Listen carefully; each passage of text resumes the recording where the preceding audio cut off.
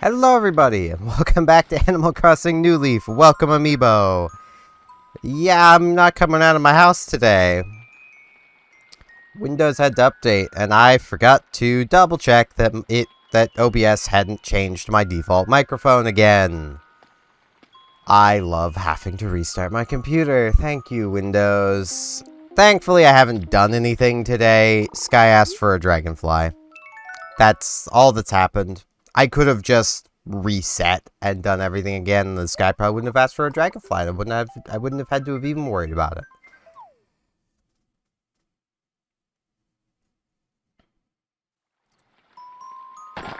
At least this didn't crash.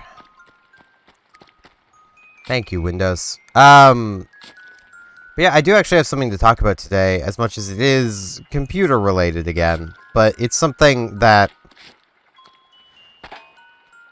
like, I occasionally watch a channel called Louis Rossmann, who I very much tend to agree with on a fair few things. Not everything, but a fair few things.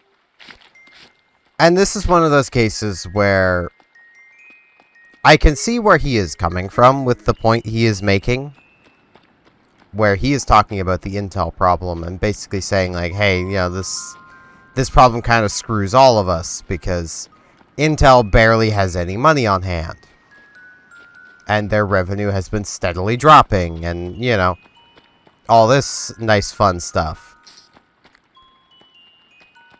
And, I mean, for one, completely off topic from what he was talking about, I feel like this shows us exactly why Intel likes to constantly release new platforms, because it feels like that's where they get most of their customers buying new, is when they release a new platform, rather than releasing new CPUs for an existing platform. Also, our current price is like 60.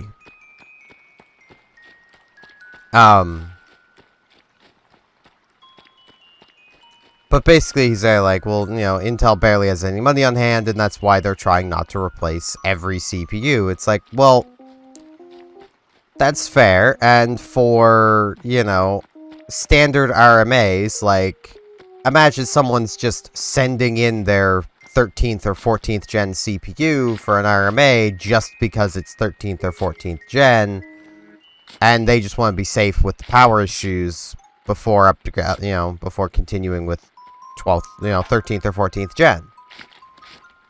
Well, that's one thing. That would be basically a cost that Intel really shouldn't have to be taking on, because there was nothing wrong with that CPU to begin with. On the flip side, anyone dealing with a CPU from the date range of the oxidation should be getting a recall message. If your CPU has, you know, date codes in X to Y range, you should be getting a no questions asked return and replacement, because that is a defective product. Like, that's where my problem lies there. Like, that was Intel selling people a literal defective product. And because of how vague they've been around it, no one knows if what they're seeing is from being possibly one of the CPUs affected by the oxidation, whether they're just seeing regular degradation from the CPU. And, like, it's another thing I've even left a comment on this morning before starting to record, is someone saying, like, on a AMD 9950X review of, like, oh, well, Intel has fixed the voltage issue, so It's like, yeah, but you're literally watching a review where the reviewer has said, yeah, we still haven't validated this actually fixed anything. It hasn't actually fixed anything that we know of yet. Hey, lucky you, cool guy. I'm feeling well. He's feeling mega today. So he's giving us a shirt. What is that shirt? Just give him my pink tartan tee. A little gift from me to you. It's a little thing, but don't go forgetting. A little goes a long way. While a lot isn't much at all. Wow, I think my big talk ran out of gas there. Anyway, enjoy the gift. That is fair. Just gonna keep on raining forever, isn't it, Schmoopy? What do you want to talk about? Let's chat. Hey, can I ask a favor? I brought a present for Sky, but I'm too busy to take it over. Desperate to find someone who can deliver it. Yeah, I can deliver it, Glorp.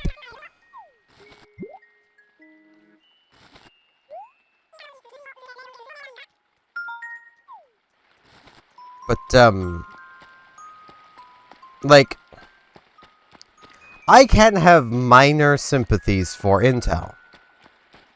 Like, I can definitely do that. I can also keep in mind that, you know, with the profit margins Intel is seeing currently as of, like, 2023, their 2023 numbers, they're basically at the point where a stiff breeze could have, you know, could knock over their company. But I also fall to the same response I've had to people when it comes to the Stop Killing Games movement. That is not my problem. That is Intel's problem to fix. Maybe if Intel released products that were, you know, 1, affordable, 2, actual upgrades over their predecessors, and 3, didn't literally burn themselves out, then maybe they'd be making more money. Hey, Rooney. Slurp. Man, I got up all early and now it's raining punches. Heh, bet you don't even care whether what's falling from the sky was rain or broccoli. Need something? What's the latest? Now that I think about it, I haven't eaten anything since I woken up. Can you run real quick and give me a fruit? Which is ain't kind either. It's gonna be a nice, fresh, juicy apple. Alright. I don't remember where the apple trees are, but I know I've got one. I was kind of hoping you'd want a cherry, but also I'll talk with Velma in a second. That fossil's got to be around here somewhere, so... But,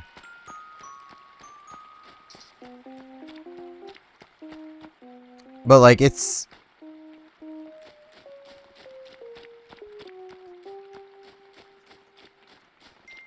It's just one of those things of, like... Yeah, I can sit here and be like, yeah, it really sucks for Intel to be this low on profit margins.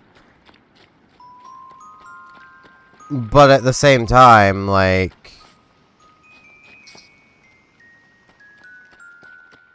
While having low profit margins, they've also been giving their CEO...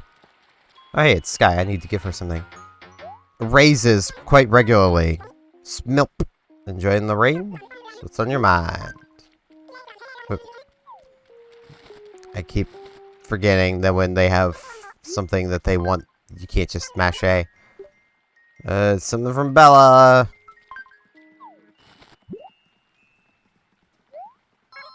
Wow, something from Bella for me. It's the occasion. Let's open it up. A sleek stereo. Certainly is nice. Thank you so much for your delivery. Can I assist you in this? Please, it's the least I can do. She gives us the sleek stereo. It's a pink wave tank. That sounds like something that would exist in EDF. Like, as an actual, like, battle tank.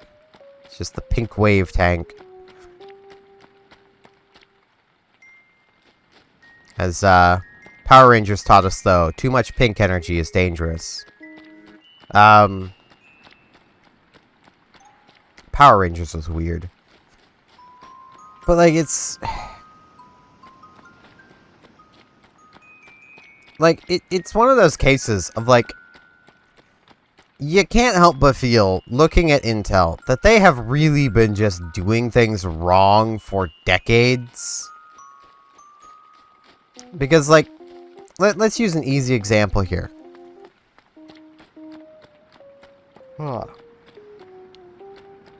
Intel is currently, well, last Steam hardware survey, Intel seems to be about 70% of the PC market. Which is pretty impressive. That's a pretty big chunk. That's a lot of people using Intel. A lot of those people using Intel are still using 6-core CPUs. That right there is a bad sign. Intel hasn't made a 6-core CPU since early, well, at least desktop CPU, since the early 12th gen. And even then, they didn't make many. So, a lot of people are using 6 cores from a long time ago. Which is a bit of a problem, because that means people aren't buying new CPUs. Now, a big part of that is those older CPUs do still function, so why upgrade? Which is a fair argument. Like, that is a very, very fair argument. If your computer is still working just fine, there is no need to upgrade. 6 cores is plenty. But Intel also massively increased their cost with 12th, 13th, and 14th gen CPUs by introducing efficiency cores. Basically, a good way of thinking about this is a, let's say, 14700K with its 8 P cores and 8 efficiency cores. I think that's how it's laid out. It might be 8 and 10. I don't remember. But if it is 8 and 8, it's an Intel CPU that's 8 P cores, 8 E cores. That is effectively a, you know, a new generation i7, so an 8-core CPU, and like an 11th gen i7. Wrapped up in one package. Why'd that come in here? I haven't identified the fossils yet. I'll be back, Reese. I've been in here a lot today, but, you know.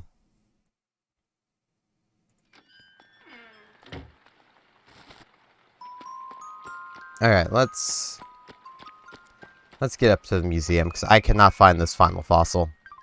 It's somewhere. I might find it. Wait, I should do one final check right along the top up here. Maybe it's like right at the top. No?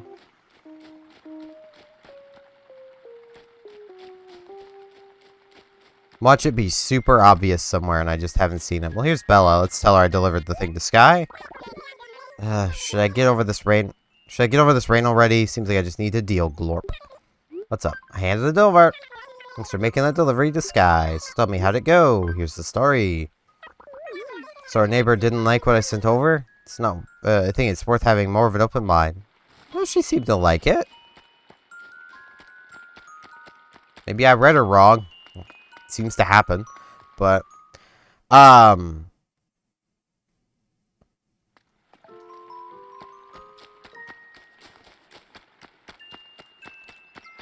you like,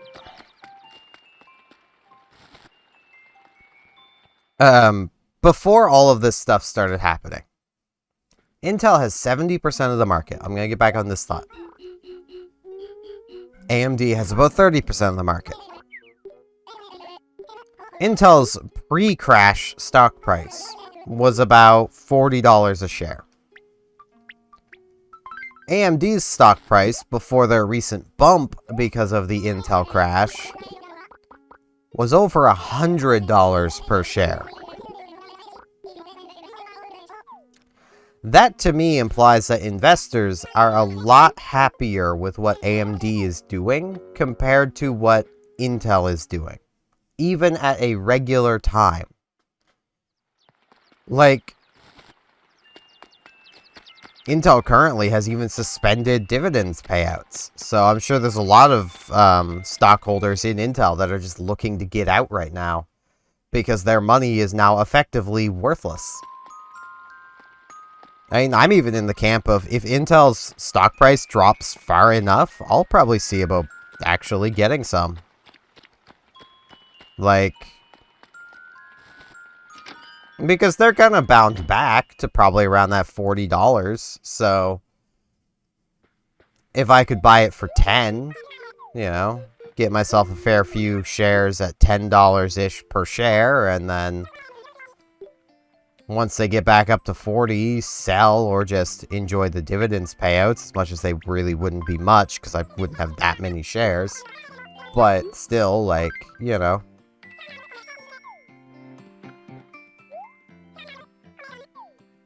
It's one of those things of, like, if they drop low enough, I'll definitely buy in, because why not? They're gonna bounce back. I have pretty high confidence in that. Whether they do it by rushing their next generation of CPUs out the door is another thing. Or, you know, but they'll bounce back. Now, I do also firmly believe that Intel would be able to have avoided a lot of the trouble they're currently seeing had they been more open about the problems they'd been having for the past, like, 2 years. Like, no, people like me wouldn't have given them much, you know, I wouldn't have pulled out the tiny violin for them.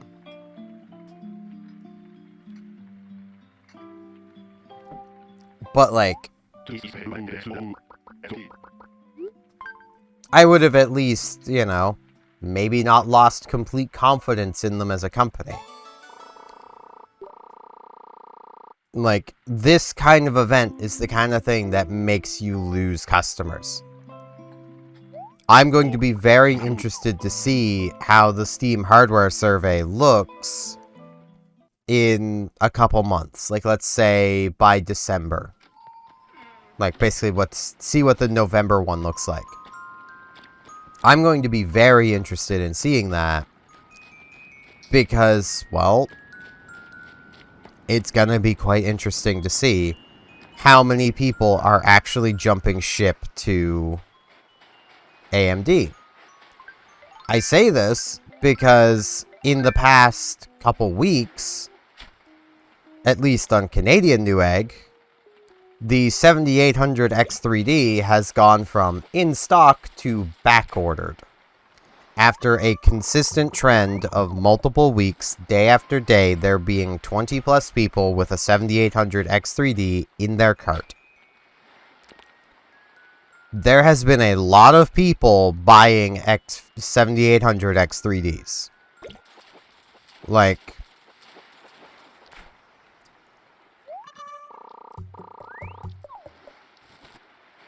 you're not seeing that kind of movement in Intel's 12th or 13th gen or even 14th gen CPUs. Nobody seems to want Intel right now. They all want AMD. And they don't even want AMD's new stuff, so you can't say it's because AMD just released a new product. Like, the 7800 X3D's been out for like a year or so now. Like, and if I can manage it, that's going to be the CPU I'm going to get. Because, well, it's just kind of the best for gaming. Which I still find funny. This is kind of off topic, but on topic with the 7800 X3D. It's almost definitively the best CPU for gaming. If you were to do a complete... Oh, hey, there's a butterfly fish. If you were to do a complete, like, you know, let's say a broad 15 game average comparing the 7800 X3D to... My eyes itchy. Come on, fish. There we go. Velma's probably going to be done wanting whatever she wants by the time I get this, but... Come on. Yeah. I'm sorry, Velma. I did not mean to ignore you. Well, hello there, hun. Sounds getting muddy in the rain. I want to be the one to clean it. That's the latest. If you ever had to deal with rumors, they can be vicious. Something that can be a total lie can turn into a huge scandal. It's just not fair. I mean, I am, in a way, dealing with rumors. I'm just glad they're not all that... Well, I call them rumors. Downright lies. That I'm just glad they're not very widespread. Because I really don't want to have to address them. And the person spreading them really doesn't want me to address them.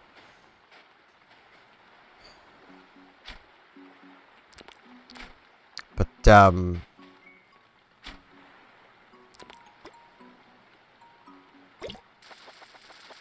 like, with this, basically, like, with the 7800 X3D being basically definitively the best, there are people who are like, but it's not the fastest CPU, it just has a lot of cache. It's like, okay, but it is, because the fastest CPU is the one that can run games the fastest. If you're talking about a fast CPU in a gaming context, then the fastest CPU is the one that can run the games the fastest.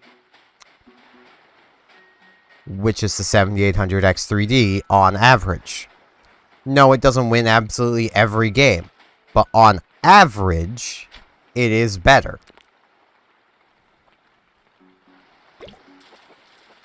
On the flip side, you know, you get the 13 or 14 900K. Because they're fundamentally the exact same CPU, except the 14 900K somehow uses more power. There's a lot of games where they're losing out to, like, not even the X3D AMD CPUs. And you could also flip that argument around and say, well, they're only so fast. You know, they're not the fastest. They just have a lot of cores. Like, you know. Though I do gotta say, back on thinking about Intel, the news that their profit margin is, like, terrible right now. 55. Oof. This week has been bad for turnips. Like, the knowledge that their profit margin's been really bad lately, and they're on quite the downward trend, explains to me why there's been talk that Intel is like, nah, we're just gonna go back to single-threaded cores. Because those are undoubtedly easier to produce. So they're just like, you know what? We're just gonna go back to high-performance, single-threaded cores. Can't wait to see them go back to quad cores as their bread and butter, because that's what Intel loves to do. That's what Intel knows.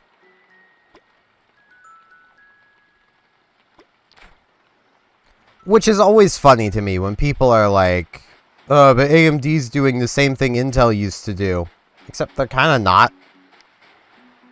Now, with the exception of the 9000 series CPUs, which, honestly, from seeing a lot of data around them, feel like there's a pretty big BIOS issue with them, but the CPUs themselves seem pretty solid. Like, their frequency is all over the place. And in general, they're running cooler than the 7000 series, which should mean they should be boosting higher, but they're not.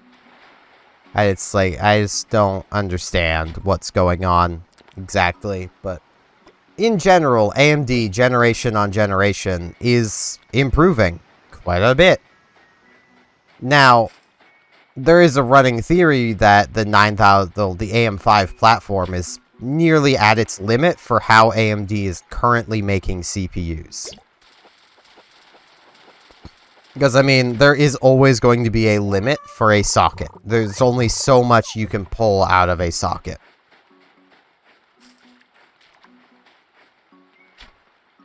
And, like,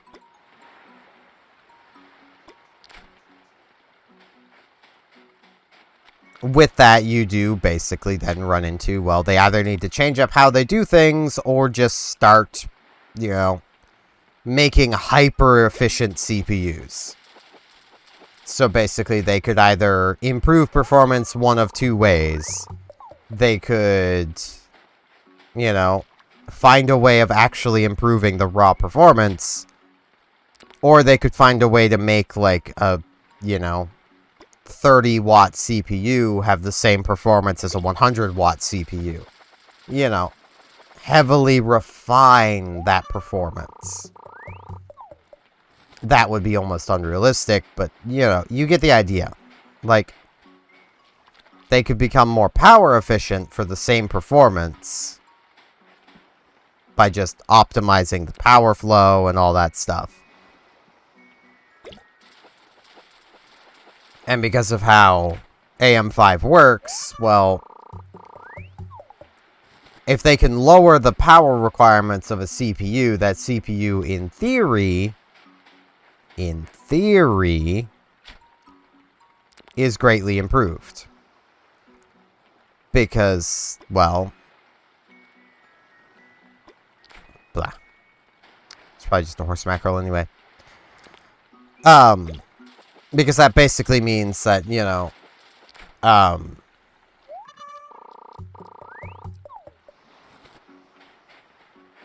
brain, work with me here. It basically means that their PBO can push the CPU even higher.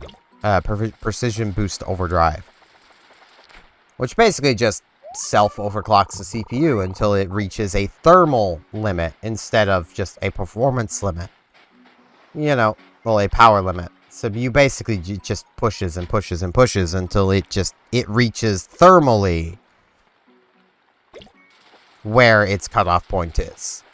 It's basically how AMD has most of the, like, benchmark world records, because, like, AMD themselves are literally walking into the room with a tank of liquid nitrogen, just being like, right, let's literally cool this thing to the point where, like, it's really gonna rip.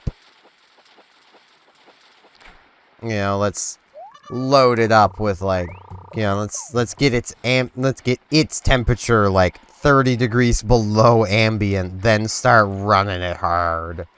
You know.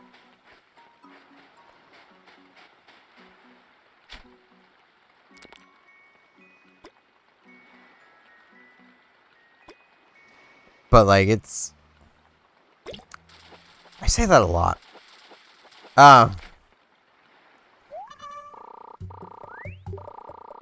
Yeah, I do have room for it, because I have a horse mackerel, I'm pretty sure.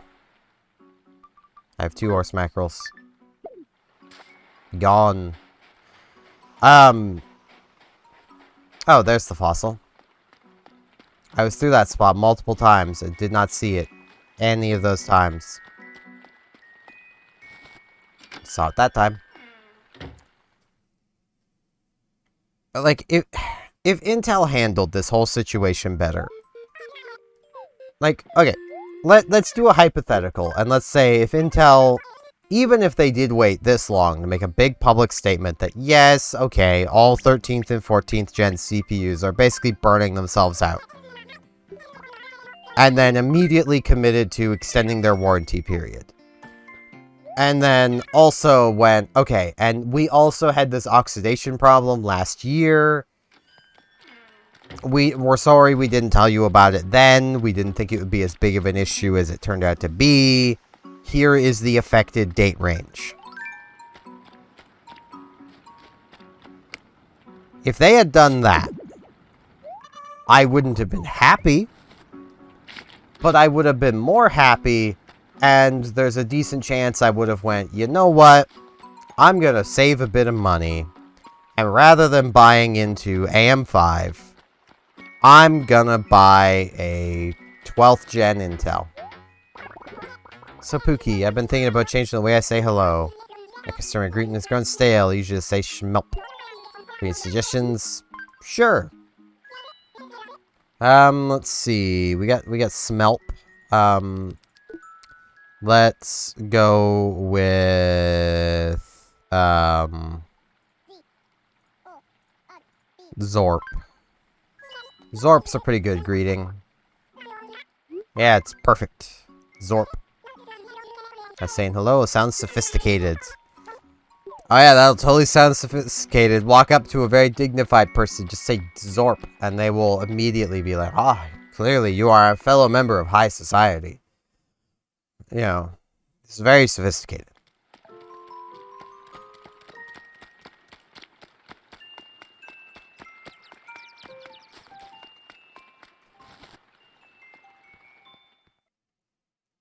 But like, I would have been a lot more likely to be like, you know what?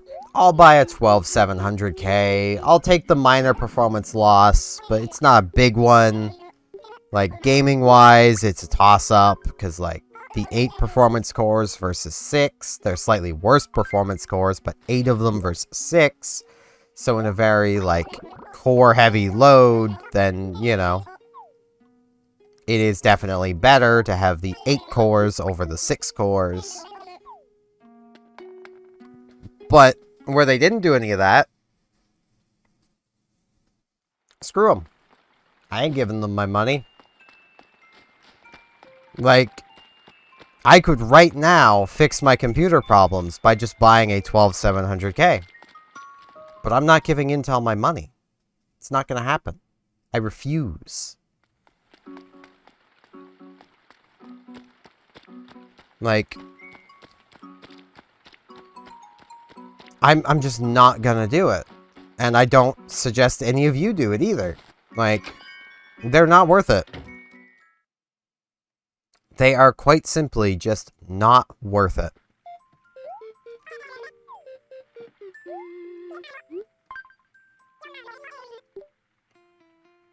And now let's do another hypothetical.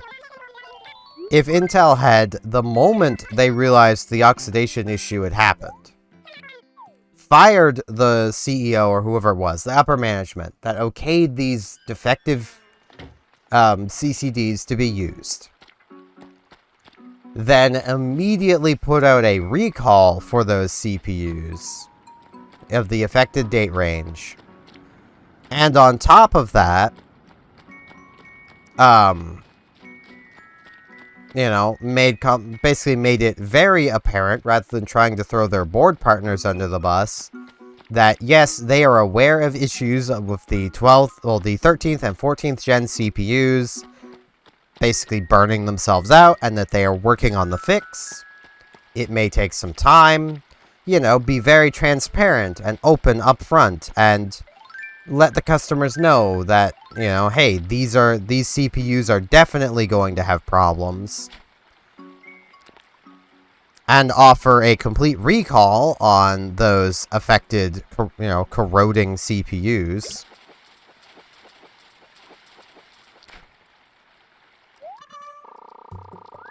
Dorado. To fish. Then I would have quite happily bought a 12th gen CPU just for the added security. Kept my 13th gen on hand. Assuming it hadn't already started showing signs of degradation. If it had, I would have seen about getting it RMA'd. And then once the issue had been fixed, and I could guarantee it had been fixed, I would have gone right back to using my 13th gen CPU. And then probably, you know, given the 12th gen to someone else in the house here.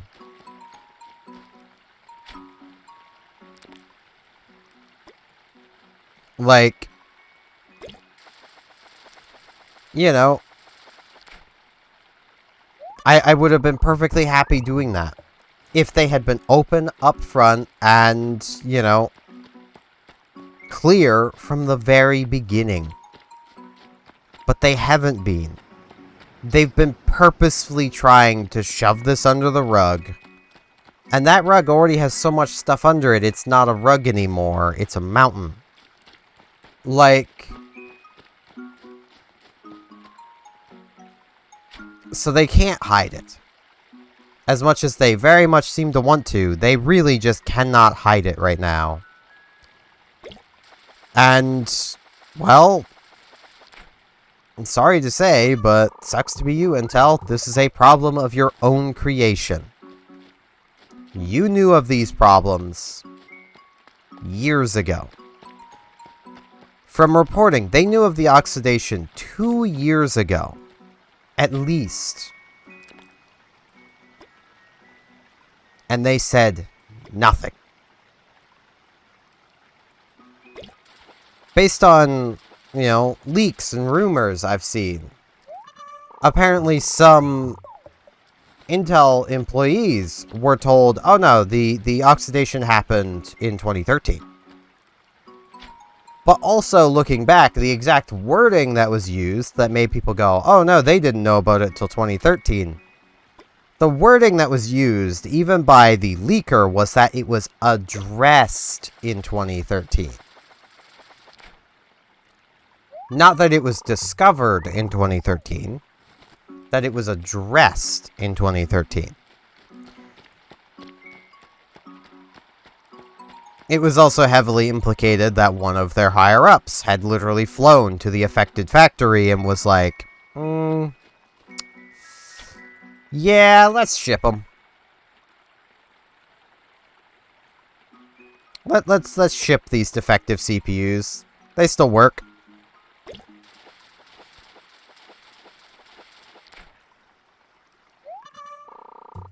And that guy has conveniently stepped down.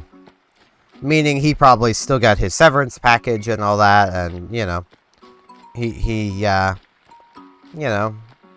he's probably living quite comfortably off of the multiple millions he made while screwing over customers.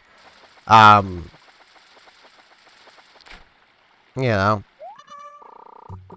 the rich tend to do.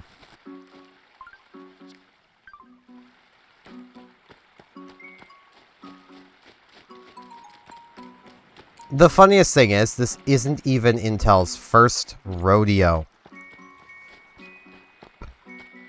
They had an issue with one of their branches of CPU way back in the late 90s.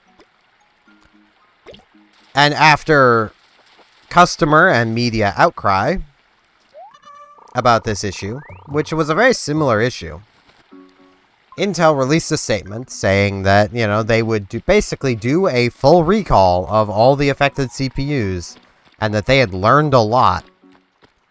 Evidently, the people that were there that learned a lot clearly aren't there anymore. Right, I have one fish to donate. That's what I was heading up here for. Like, it's just frustrating to see Intel repeat their own mistake. It's even more frustrating to be someone on the receiving end of that mistake and being told by Intel, nah, you're on your own, basically. Just try to RMA it multiple times. If it keeps getting rejected, just keep trying. Wrong button.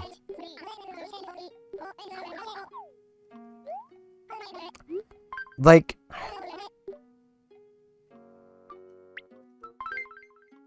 it's so frustrating. A Dorado. Yeah, the Dorito reminds you when you were in your baby feathers. Back when Blathers was playing Call of Duty, eating Doritos, drinking Mountain Dew, screaming obscenities into a microphone. Good times. I was never one of those kids.